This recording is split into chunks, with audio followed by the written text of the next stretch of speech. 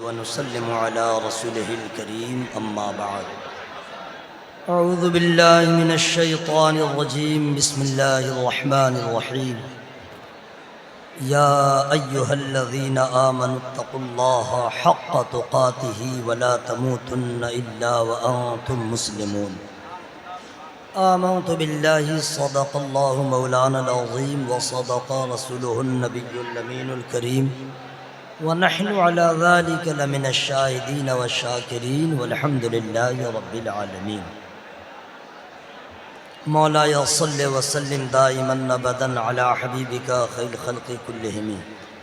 Rabbi इश्रह ली सदरी व यस्सिर ली अमरी वहलुल उक़दतम मिन लिसानी यफ़क़हू क़ौली। अल्लाह तबारक व तआला का लाख लाख शुक्र है कि अल्लाह ने आप सबों को हम सबों को तौफ़ीक़ अता किया। एक अल्लाह के वली के उर्स में हम और आप शिरकत की सआदत हासिल कर रहे हैं। ये अल्लाह तबारक ताला का ख़ास फ़ज़ल है। आप तमामी हज़रात के लिए दुआ कर रहा हूँ, अल्लाह ताला हम सबों की इस हाज़री को कबूल फ़रमाए, हम सबों की शिरकत को कबूल फ़रमाए। अल्लाह ताला ने बेशुमार अंबिया व मुरसलीन को पैदा फरमाया और सहीफ़ों का नुज़ूल फरमाया, किताबों का नुज़ूल फरमाया।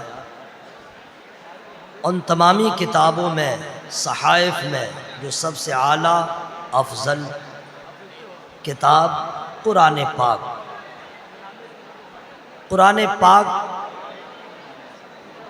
का हर ज़ेर ज़बर हक़ है, उस पर आपको हमें ईमान रखना है। अल्लाह ताला ने ऐसी लाजवाब किताब अपने महबूब को अता किया, क़यामत तक वो किताब महफूज ही रहेगी, उसके पढ़ने वाले भी इंशाअल्लाह रहेंगे। उस किताब का देखना भी सवाब, पढ़ना भी सवाब, सुनना भी सवाब। लेकिन ये मुसलमानों की हिरमा नसीबी है, कुरान नहीं पढ़ते अक्सर लोग, कुरान नहीं सुनते अक्सर लोग। जिस पे अल्लाह का फजल होता है वो लोग कुरान पाक पढ़ते भी हैं, सुनते भी हैं, देखते भी हैं।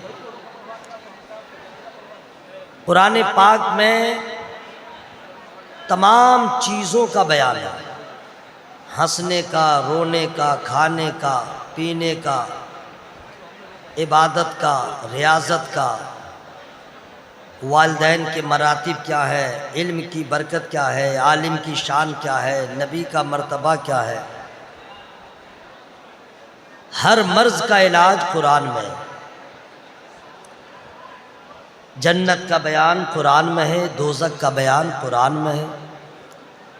अक्सर मुसलमान ऐसे हैं जो अभी तक नहीं समझ सके जन्नत क्या है, दोज़ख क्या है, कब्र क्या है। बस ये होता है कि लोग कब्र का जब जिक्र होता है तो लोग कहते हैं कि ज़रा दूसरी तकरीर करो।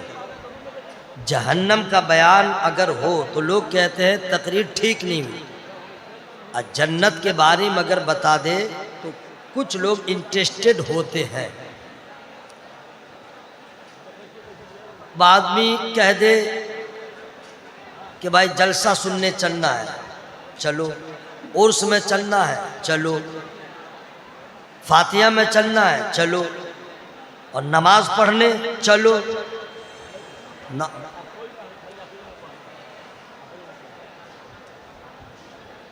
जन्नत क्या है, दोज़ख क्या है, डांट डपट का टाइम नहीं है। हाँ।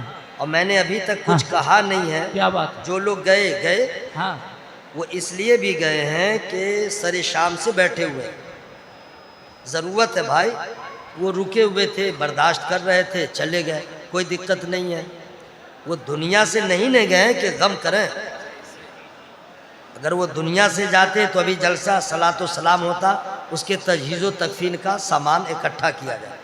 वो गए हैं अपनी ज़रूरत पूरी करने के लिए। अच्छा, वो लोग गए हैं यहाँ से तो वो अपना पाँव भी इस्तेमाल किया है, हाथ भी इस्तेमाल करेगा, मुंह भी इस्तेमाल करेगा। आप लोग यहाँ बैठे हुए हैं तो मुंह क्यों चला रहे हैं? साइलेंट रहिए अगर सुनना है तो। मैं इतनी देर से कुछ नहीं कहा था, मैं शुरू था।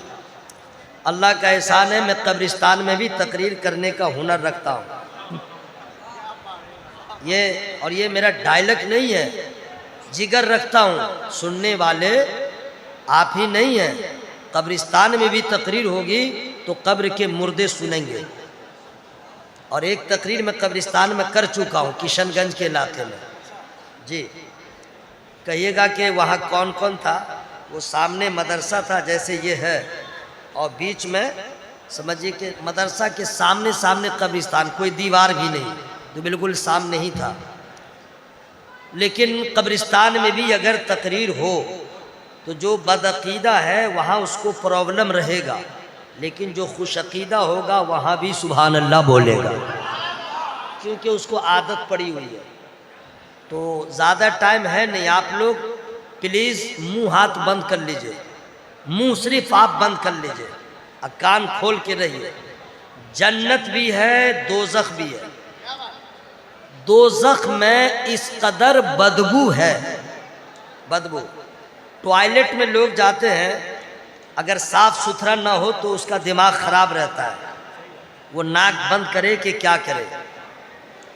ये टॉयलेट में आप बर्दाश्त नहीं करें। जहन्नम में इस कदर बदबू है कि जिसकी बदबू का तसव्वुर करें तो आपका जीना मुहाल हो जाए। अगर एक जहन्नमी को दुनिया में भेज दिया जाए, एक जहन्नमी को किसी भी हिस्से में, ये नहीं कि औराई में या बिहार में, दुनिया के किसी कोने में, तो उसकी बदबू से पूरी दुनिया के लोग मर जाएंगे। यह जहन्नम, यह जहन्नम। अजाब है, अजाब। और एक है जन्नत जिसकी खुशबू लाजवाब। आप इस फेर में नहीं रहिएगा कि आपको हम बोलेंगे बार बार लहक के बोलो, महक के बोलो। मैं सारा काम खुद कर लूँगा। अल्लाह का शुक्र है, मैं तरावी पढ़ता भी हूँ और पढ़ाता भी हूँ। तो मैं खुद जब पूरा कुरान अल्हम्दुलिल्लाह तरावी में सुना सकता हूँ, तो क्या मैं यहाँ सुभान अल्लाह नहीं बोल सकता हूँ? मैं सुभान अल्लाह भी बोलूँगा। आप लोग आराम फरमाएं। जन्नत में ऐसी खुशबू है, इतनी खुशबू है कि जिस खुशबू का आप तसव्वुर नहीं कर सकते। जन्नतुल फिरदौस खुशबू जो है वो स्विट्ज़रलैंड में, वो बहुत हाई लेवल की। एक दिन लगाइए वो खुशबू, कई रोज तक आपके बदन में वो खुशबू कपड़े में रहेगी। ऊद ऊद खुशबू है, बहुत महंगी खुशबू, 1,000 रुपये तोला आता है। लेकिन अगर लगाइएगा एक मर्तबा तो 1 हफ्ता उसकी खुशबू रहेगी। क्या उसको टाइम नहीं, इस वजह से हम कुछ कर नहीं रहे। वो चुपचाप चला जाता, आप लोग भी उसको मौका दे रहे हैं। समझ गए? आप लोग चुप है, लोग समझ रहा है जलसा खत्म हो गया, घर चलो। आप लोग मेरे लिए नहीं, अपने लिए नहीं, अपनी अल्लाह की इबादत की नीयत से एक मर्तबा अपने मौजूदगी का एहसास दिलाइए। नारे तकबीर। इससे ज़्यादा साउंड नहीं है क्या? मुहर्रम में 10 रोज़ ख़त्म कर दिए हैं क्या? नारे तकबीर, नारे रिसालत, उर्से शेरे बिहार, जामिया कादरिया। अच्छा, आप लोग की आवाज़ कम क्यों हो रही है? नारे तकबीर, नारा लगाने वाला, नारा लगाने वाला, जवाब देने वाले, चिल्ला चिल्ली करने वाला, मौका दे। अगर 1 हफ्ता खुशबू आपके बदन में रहे और जहां जाइएगा, आहा क्या खुशबू है, आप लगाए हैं, वो आप बोलेगा हाँ मैं लगाया हूँ, तो ये सिर्फ पूछेगा तो आपको खुशी होगी कि मेरी खुशबू का इतना कमाल। खुशी होगी कि नहीं भाई? अब समझिए कि ये दुनिया में ये सब खुशबू मसनूई, जिसे किसी ने बनाया, इतनी खुशबू है। अब आप लोग सुननी है, बताना नहीं होगा, नबी के पसीने की खुशबू कैसी है? ए भाई बैठे होते यार, नबी के पसीने की बात हो रही है, जरा गपस्टिंग बंद कर लो, दाएं बाएं नहीं। नबी के पसीने की खुशबू कैसी होगी? तो यहाँ जितनी महंगी खुशबू आप लाइए तो आपका बदन महकेगा, आपका कपड़ा महकेगा, आप जहां जाएंगे वो जगह महकेगी नहीं, आपकी वजह से खुशबू लगेगी।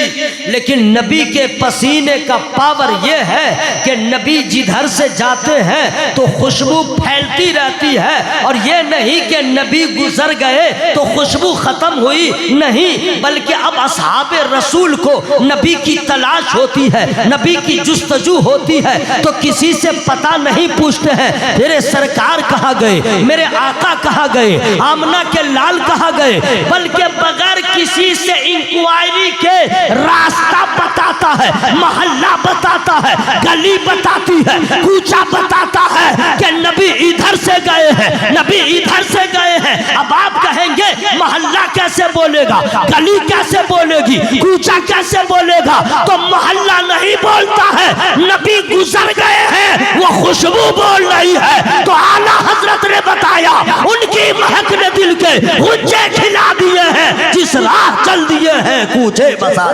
नारे तकबीर, नारे रिसाल। अब सुनिए हजरत, ये नबी के पसीने की महक है।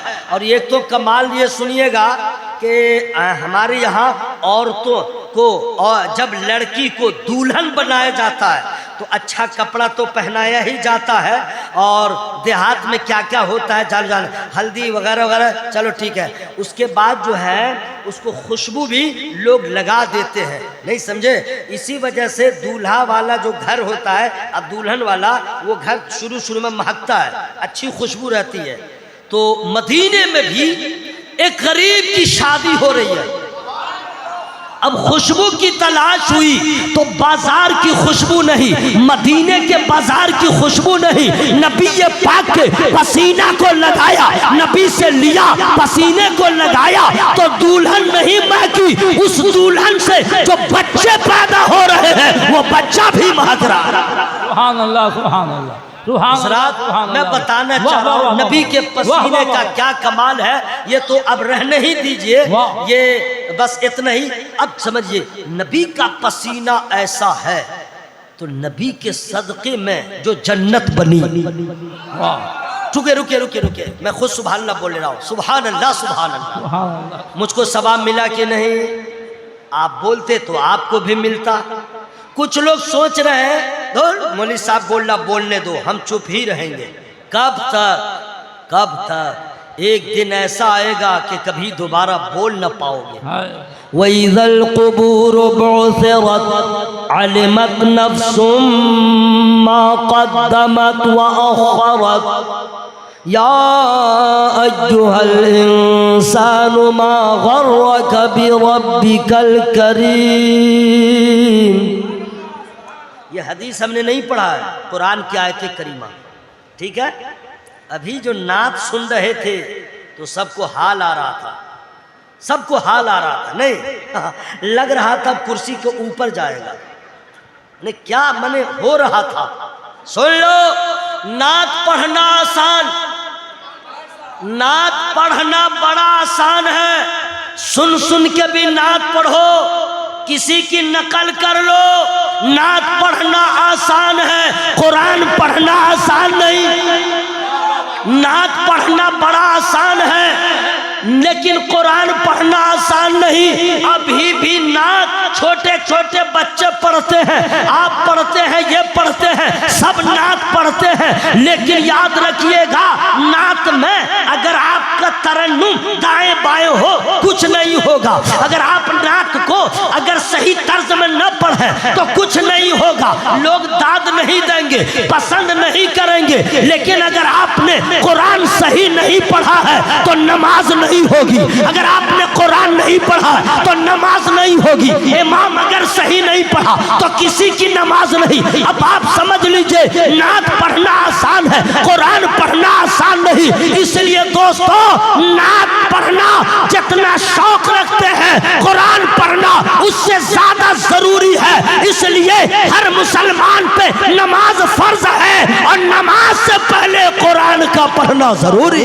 नारे तकबीर, सुनिए, नारे रिसाल। कुरान नात बहुत हाल आ रहा था, हालांकि मैं पढ़ रहा था, मैं खुद सुन भी रहा था। लेकिन दोस्तों, कुरान आप नात पढ़ लीजिएगा। अभी दिलबर असलमी साहब हैं, इन लोगों ने पढ़ा है तो आप भी पढ़ लीजिएगा। पेश हक मुजदा शफात का सुनाते जाएंगे, पढ़ लीजिएगा, आप भी पढ़ लीजिएगा।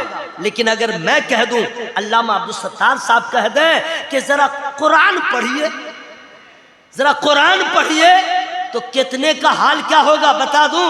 आइए, कुछ लोग तो चुप ही हो जाएंगे, कुछ लोग पढ़ेंगे नहीं। अब आप यहाँ पे एहसास कीजिए आपका हाल क्या हो रहा है। आपका हाल, ले मौलवी साहब मुझको मालूम है, हाँ सुनाओ। शुरू करेगा, औज़ु बिल्लाहि मिनश शैतानिर रजीम, बिस्मिल्लाहिर रहमानिर रहीम, अल्हम्दुलिल्लाहि रब्बिल आलमीन, अर्रहमानिर रहीम, मालिकि यौमिद्दीन।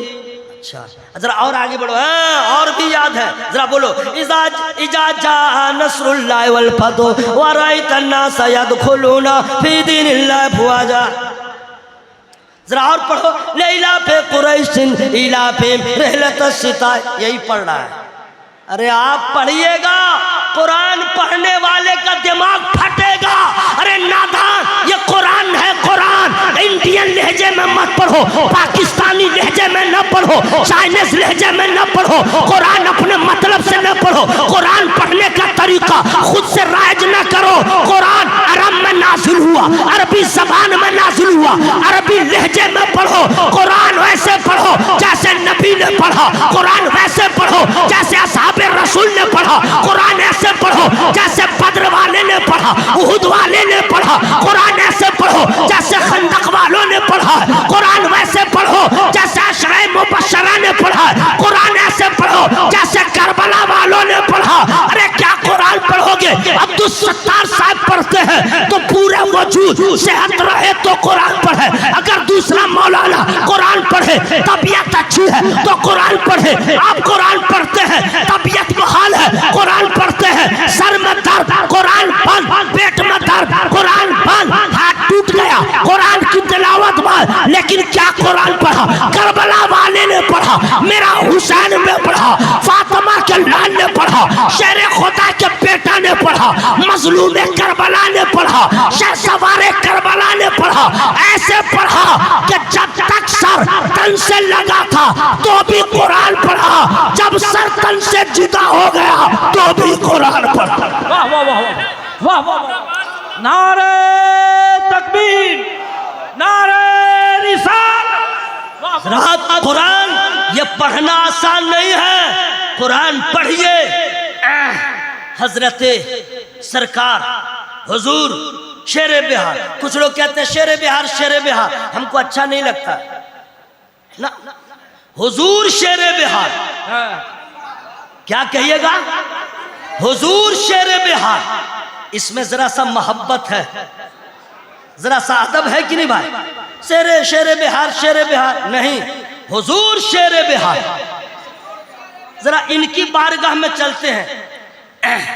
आपके अब्बा का उर्स नहीं होता, आपके दादा का उर्स नहीं होता, मेरे अब्बा मरहूम का उर्स इतना मजमा नहीं लगता, इतना एहतमाम भी नहीं होता।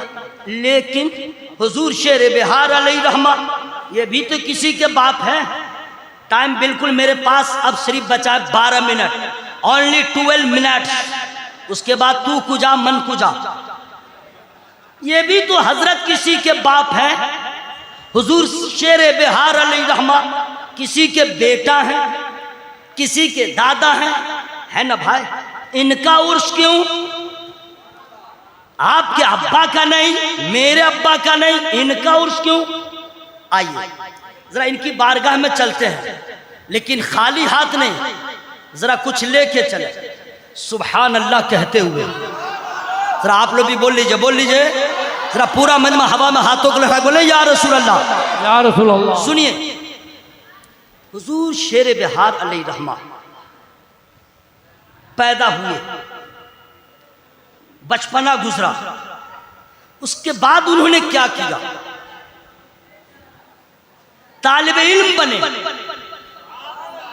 स्टूडेंट बने, तालिब इल्म, उसमें गए तो आलिम बने। वाह। आलिम बनने के बाद आलिम गर बने, सुभान अल्लाह। उसके बाद उस्ताद भी बने, उसके बाद उस्ताजुल असातिज़ा भी बने। शेर बिहार अलैहि रहमा पहले तालिब इल्म बने, फिर आलिम। इतने मनाजिल को तय करने के बाद मुरीद बने, उसके बाद खलीफा बने, उसके बाद पीर बने। जरा जोर से बोलिए सुभान अल्लाह।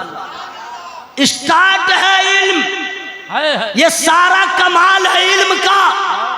और जब इल्म आ गया तो फिर इश्क की आग लगी, और ऐसी आग लगी कि जिसका इलाज कहीं और न हो सका तो बरेली शरीफ चले गए, जहां हर दर्द की दवा मिलती है। उस शाख के दर्द दिल की दवा बरेली में मिलती है। कभी हुजूर शेर पेशे अहले सुन्नत को करार मिला तो बरेली से मिला। हुजूर सरकार मलिकुल उलमा को अगर दर्द की दवा मिली तो बरेली से मिली है। अगर हजरत अल्लामा अमजद अली शाह अगर सदरुल शरिया बन रहे हैं तो बरेली से बन रहे हैं। उसी मरकज़ से अकीदत शहर बरेली शरीफ की शान और आन, हिंदुस्तान के उस शाह की पहचान, आला हज़रत का एक शहजादा जिनका फतवा लाजवाब, जिनका तकवा लाजवाब, जिनकी तकरीर लाजवाब, जिनका मुरीद लाजवाब, जिनका पीर लाजवाब, जिनका जमाना लाजवाब, जिनका मुरीद ऐसा है कि उनको देखो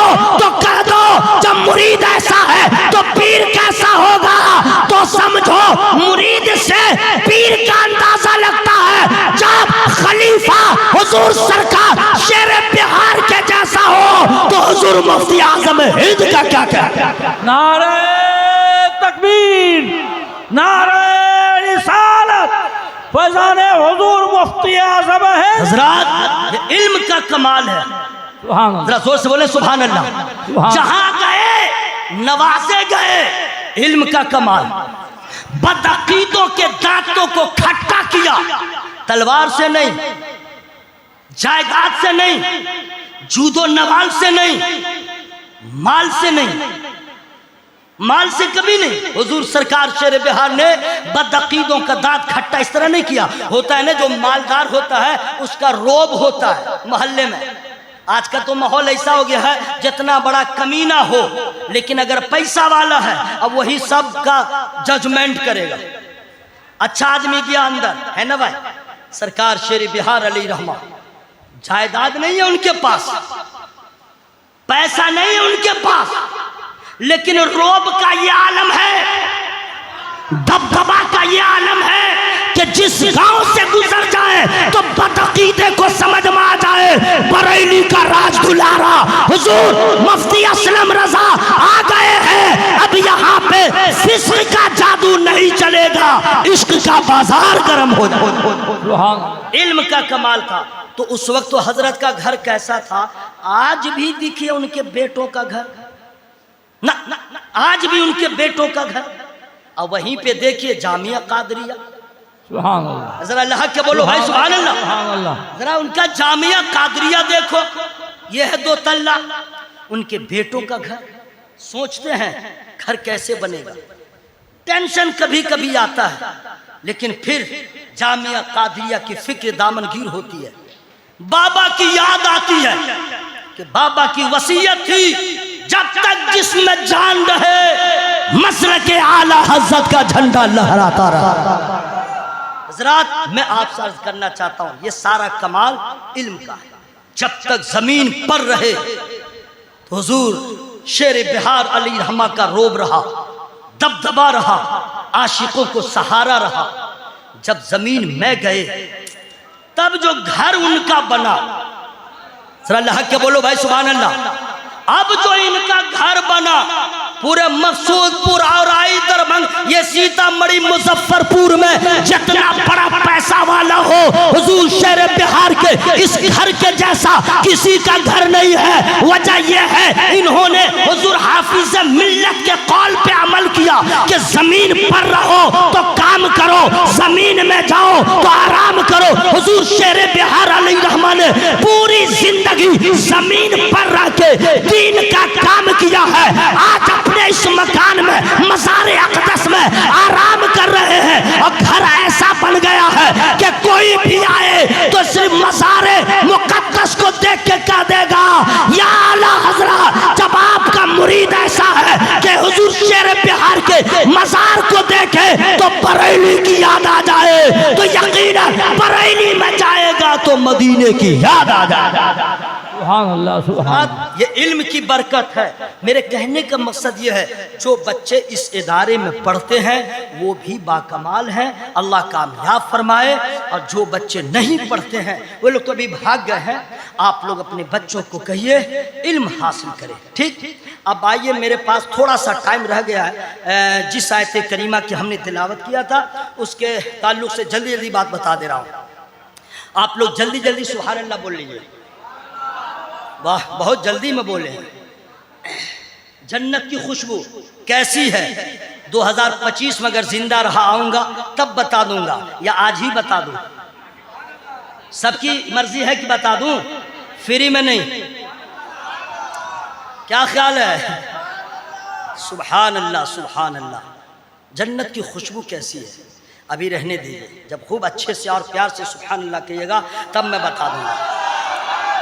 पहले इसको सुन लीजिए, याद दिला दीजिएगा अगर मैं भूल जाऊं तो। जो पैदा हो गया है वो मरेगा, जो पैदा हो गया है मरेगा। अब कैसे कैसे मरेगा वो जान जा, किसी को मालूम नहीं। अल्लाह ताला कुरान में फरमाता है, ऐ ईमान वालों अल्लाह से डरो जैसा कि डरने का हक है, और हरगिज ना मरना मगर मुसलमान होकर। यानी कुरान कहता है वला तमूतुन्ना इल्ला व अंतुम मुस्लिमून, हरगिज मत मरना मगर मुसलमान। यानी कुरान कह रहा है जब मरो तो मुसलमान बन के मरो। जरा बोल रहे सुभान अल्लाह बोल दीजिए, जब भी मरो मुसलमान बन के। लेकिन हम लोग को इसकी कोई फिक्र नहीं, बस है मर जाएंगे मर जाएंगे मर जाएंगे। लेकिन याद रखिएगा पूरी जिंदगी आपने इबादत किया और आखिरी वक्त में अगर कलमा नसीब न हुआ पूरी कमाई बर्बाद। बस वैसे ही हो जाएगा जैसे शैतान ने पूरी जिंदगी इबादत किया और आखिरी में आकर के एक गलती की वजह से सब पे पानी फिर गया। आप पूरी जिंदगी इबादत करें, हाजी साहब काजी साहब ये साहब वो साहब, और ईमान पे खात्मा ना हुआ बर्बाद हो गए। अब कुछ भी काम नहीं आएगा, हश्र में तो जन्नत की महक भी नहीं मिलेगी। ईमान। काबा शरीफ का एक वाकया है, वहां तो गौस कुतुब अब्दाल सब पहुंचते हैं, आप देखें न देखें सब पहुंचते हैं। एक अल्लाह के वली हैं, फरमाते हैं मैं काबे का तवाफ कर रहा था, एक नौजवान को देखा कि काबा का गिलाफ पकड़े हुए और एक दुआ मांग रहा है, ऐ अल्लाह मेरा ईमान पे खात्मा फरमा, ऐ अल्लाह मेरा ईमान पे खात्मा फरमा। यही दुआ की तकरार कर रहा है। वो बुजुर्ग फरमाते हैं मैंने उस नौजवान को मुखातब करते हुए कहा, ए नौजवान ये बता कि तू दूसरी दुआ क्यों नहीं कर रहा, एक ही दुआ जब से मांगे जा रहा है। तो कहा अगर मेरा वाकया अगर आप सुन लेंगे तो आपको भी अफसोस होगा। कहा सुनाओ। तो कहता है नौजवान मैं 3 भाई था, 2 भाई का इंतकाल हो गया। उसमें पहला भाई जो था वो मुअज्जिन का काम करता था और 1 रुपया नहीं लेता था, फी सबीलिल्लाह 1 रुपया नहीं लेता था और 5 वक्त की अजान देता था बगैर पैसे के। 1 दिन 2 दिन नहीं 40 साल तक अजान दिया, 40 साल तक और 1 रुपया नहीं लिया। लेकिन जब उसके मरने का वक्त आया, उसने हम लोगों को कहा कि जरा कुरान लाओ। हम लोगों ने कुरान दिया। हमने सोचा कि कुरान आखिरी वक्त में हाथ में ले रहा है बरकत हासिल करने के लिए, लेकिन उसने कुरान हाथ में लेके कहा, गवाह रहना, हम कुरान के किसी हुक्म को नहीं मानते, हम इसके कौल पे, हम इस पे ईमान नहीं लाते, हमारी नजर में ये कुछ नहीं, माज़अल्लाह। इतना कहा और थोड़ी देर के बाद मर गया। मेरा दूसरा भाई जो था वो भी मुअज्जिन का काम कर रहा था। 30 साल तक बगैर पैसे के अजान दिया, और जब आखिरी वक्त आया तो उसका भी यही हाल हुआ, इस्लाम से फिर गया, नसरानी बन गया, नसरानी। वो नौजवान, वो बुजुर्ग कहते हैं, ये बतलाओ तुम्हारा भाई करता क्या था? आखिर कुछ तो ऐसा काम किया होगा जो मरने के वक्त यह हाल हुआ। कहा मेरा भाई एक काम करता था कि औरतों के साथ बहुत दिलचस्पी रखता था, गैर महरम के साथ, अपनी बीवी नहीं, दूसरी औरत के साथ बहुत लगाव रखता था। ये उसी का नतीजा है। हजरात, मेरे कहने का मकसद ये है, 40 साल अजान दिया, ईमान इस्लाम से फिर गया, बर्बाद हो गया। और अगर जिंदगी भर अगर वो बदअमली करता लेकिन ईमान पे खात्मा हो जाता, तो बदअमली का जो अंजाम होता लेकिन कलमा पढ़ के मरा है, रसूलुल्लाह की रहमत का हकदार हो जाता। मेरे कहने का मकसद यह है कि हर घड़ी अब ये सब दुआ छोड़िए, बेटा दे, बेटी दे, मकान दे, दुकान दे, या अल्लाह ये दे, या अल्लाह वो दे, अब ये सब छोड़िए, एक दुआ कीजिए, इससे बड़ी कीमती कोई दुआ नहीं है। सरकार शेर बिहार अली रहमा के उर्स के पहली तकरीब, पहली शब के जलसे से आप जा रहे हैं, दिल में बैठा लीजिएगा, बैठा लीजिएगा, एक ही दुआ हर वक्त मांगे, मौला जब मेरी रूह निकले ईमान सलामत रहे, मौला जब मेरी रूह निकले ईमान सलामत रहे। अल्लाह की कसम, अगर आपने जिंदगी में अगर कुछ बदअमली भी किया है लेकिन खात्मा ईमान पे हो गया है, तो याद रखिएगा, जनाजा जब उठेगा तो सब लोग रोते रहेंगे और दीवाना जेरे कफन मुस्कुराता रहेगा। इंशाअल्लाह ये दुआ करेंगे इंशाअल्लाह। अगर आप नहीं करेंगे तो आपसे बड़ा कम नसीब कोई नहीं होगा। इसलिए ये दुआ ऐसी है, हर पीर बुजुर्ग ये दुआ करते हैं, हम लोग भी यही दुआ करें, मौला जब वक्त आखिर आए तो ईमान पे खात्मा हो जाए। और इंशाअल्लाह ईमान पे खात्मा हो गया, समझिए बेड़ा पार हो गया। दुआ मांगिए, नमाज पढ़िए और तमाम गुनाहों से बचने की कोशिश कीजिए। यही सरकार शेर बिहार अली रहमा की बारगाह में आप जाएंगे और ये सब वादा करके आइएगा, उनकी रहमत भी आपको मिलेगी, खुदा भी खुश होगा। अब मान लीजिए मुरीद है और अगर पीर साहब को किसी पीर से मुरीद हो, अब मुरीद जो है शराब पिए, पीर साहब को खराब लगेगा कि नहीं भाई? लगेगा कि नहीं भाई? ऐसा काम कीजिए, माँ भी खुश, बाप भी खुश, पीर साहब भी खुश, और जन्नत की खुशबू 2025 में। टाइम नहीं है, इंशाअल्लाह फिर आइंदा आऊँगा, मैं आपको सुना दूंगा। मेरी गुफ्तगू में जो छोटी बड़ी गलतियाँ हो गई हों, मैं रब की बारगाह में तौबा इस्तिग़फ़ार करता हूँ। सब लोग शामिल हो जाइए, ज़ोर से पढ़िए अस्तग़फ़िरुल्लाह, बहुत ज़ोर से पढ़ें।